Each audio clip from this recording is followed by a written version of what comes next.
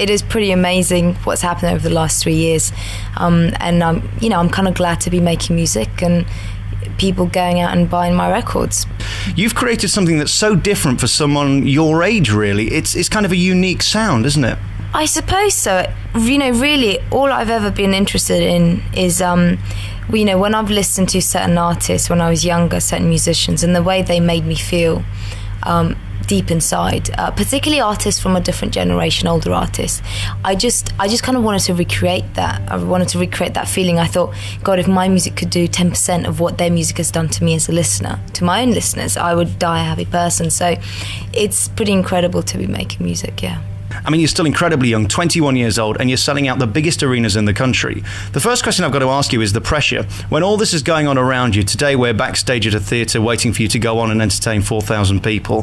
How can you keep a level head when you've got all this going on around you, all these hundreds of people pandering to you and putting this big show on? Well, to be honest, I don't really think of it that way. I mean, the way you've just put it does make it sound, horrifying, but it's actually really great. I mean, it's really chilled out. Everyone I work with is absolutely amazing. They're all really chilled out too. I mean, they're all working very, very hard, and the band and me, we all work very hard, but at the end of the day, we know people have come to enjoy themselves, and we'll just play some tunes and hopefully they'll enjoy themselves. You can't go around thinking, oh my God, all this pressure, because if you start worrying about little things like that, I know it sounds silly to say it, but tomorrow, a meteorite could hit the planet and you worrying would have done absolutely nothing, so there's no point worrying about it. So I think it's good to just enjoy life. Isn't it tempting, though, to request a lemur and an ice cream machine and the most ridiculous things just because you can? I think if I was dared by a mate just for a laugh, perhaps, but I wouldn't really request it because it would just be pointless, really. Unless I had an urgent need for it suddenly. It must be interesting as an artist to look back on an album, because you must feel like you could have done the first tracks better now if you'd have released them today. How is that when something is made and that's it, it's going to be played on the radio forever? Well, you've just got to live with it. I mean, they say sometimes the best sign of a great songwriter or a great artist is when they know to say stop, when they know it's time to stop writing the song or stop recording the song. It is tough. I mean, I always have that problem sort of 6 months down the line. I think, oh God, I could have done that so much better. But I think, songs are kind of, and recordings are supposed to capture a moment and capture a piece of music at a certain age and a certain time, a certain place where your head is. And it can't be, it's an instant thing that has to be caught, and it can't be something, once it's captured, it's there, and you just live with it. And the flaws that it has can sometimes be a good thing. Let's talk about your beginnings now, because you were born in Georgia in Eastern Europe, as you said.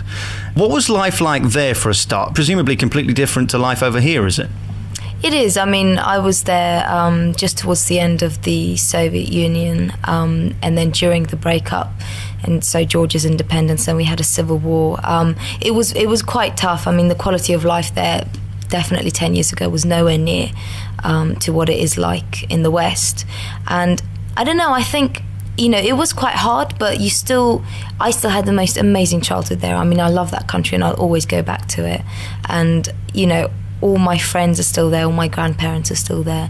So, it's very different to here. But I think when people face hardships, I think they still try and lead a normal life. They still, have a laugh and dance and sing and things like that, which is really good. Were you a musical child? Were you always singing and always wanted to be the star, or were you just quiet and unassuming? I was quite a shy person, but I did like singing. I mean, a lot of Georgians sing. They're all in the arts. So I did love singing. I did used to put on plays for my parents. I think I was just another kid putting on another play, to be honest. So you weren't really told, oh, you're going to be the next big thing, or you didn't have anybody as a child around you saying, oh my God, Katie's so talented? No, not really. I think maybe that was probably why I never thought I would, you could realistically be someone famous. I mean, the thing is also, you live in Georgia and that kind of dream is almost non-existent. I suppose coming to Belfast, I was still quite a serious person. I didn't think it was realistic enough. But I think it was when I turned 15, 16 that I suddenly discovered all these artists, particularly from the older generation I was talking about earlier, who just inspired me so much. And at the same time I also started writing, and that together made me want to do music as a career. I kind of didn't care at that stage whether I was going to make it or not. I just wanted to do it no matter what. How different was Eastern Europe to Belfast? I mean, what were the social differences? How did you fit in? It was, well, you go from a place you know very well to a place you don't know at all. And then you have that experience of discovering it. I suppose one of the most, bizarre things was I remember, shopping, as a kid, you could go into a shop in Belfast and you could actually play with the toys, and that was completely unheard of in Georgia. And the other thing I remember really well was going to school in Belfast and seeing how colourful the classrooms were, and the fact that you kind of weren't freezing at your desk while the teacher was teaching you something. So it was just little things like that, really.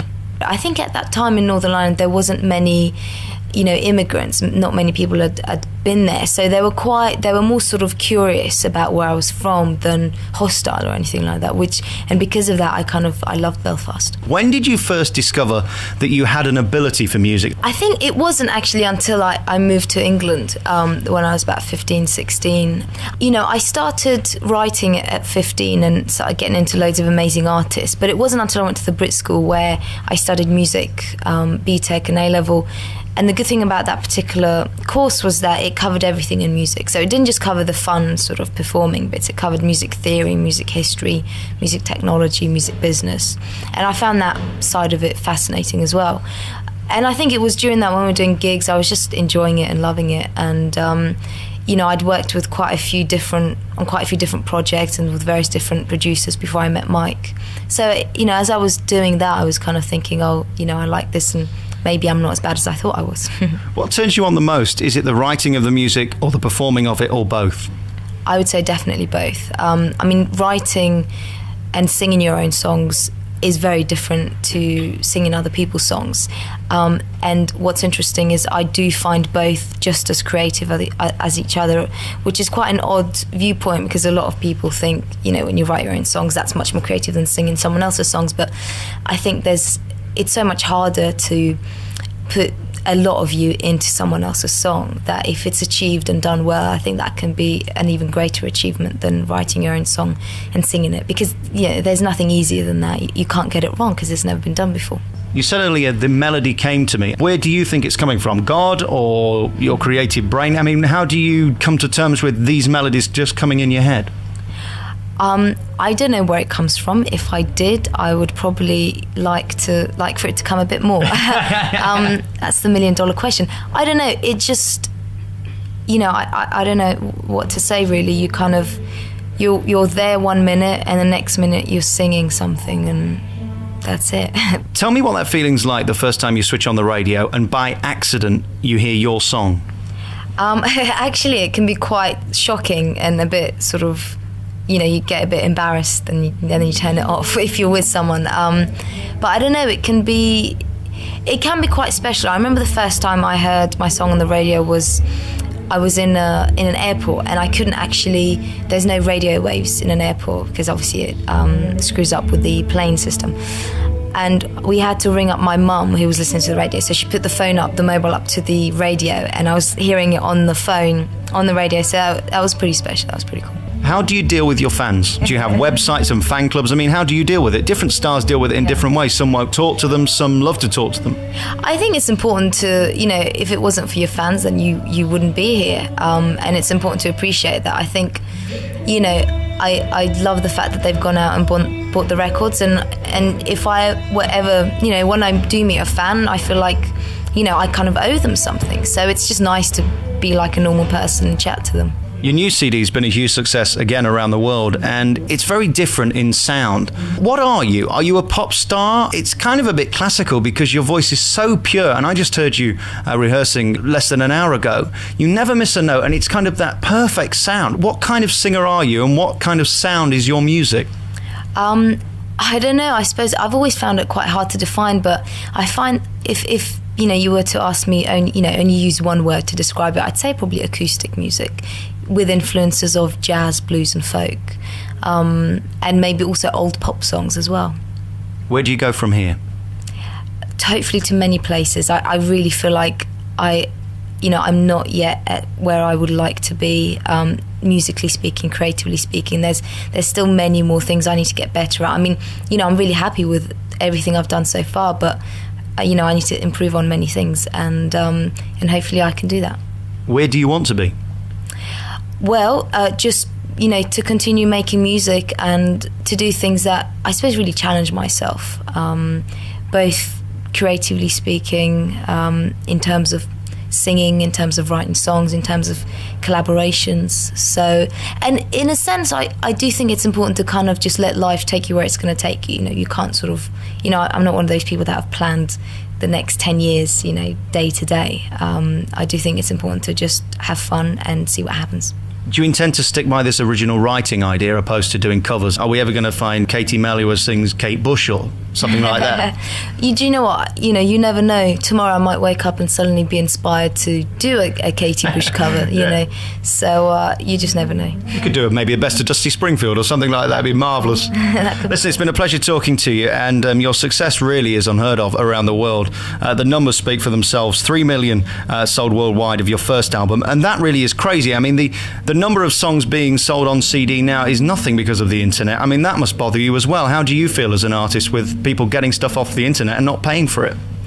Well, it can be quite frustrating because, I mean, maybe not for me because I'm, relatively well off and, I don't need to complain, but there are, artists out there, up and coming artists who do need the money. And what often happens is if the record company doesn't get, if they don't recoup properly and they don't get the right money, it's the poorer artists, the newer artists that struggle with it the most, and that's kind of unfair. So I hope that the legal ways of downloading, I mean, I actually think the internet is amazing. I love the fact that I can suddenly think of a song and go on the web and listen to it instantly and have the words and have the chords straight away, which it's an amazing tool, and hopefully people will start paying for it. All right, Katie Melua, thank you so much for talking to us today. Thanks a lot, lovely to talk to you.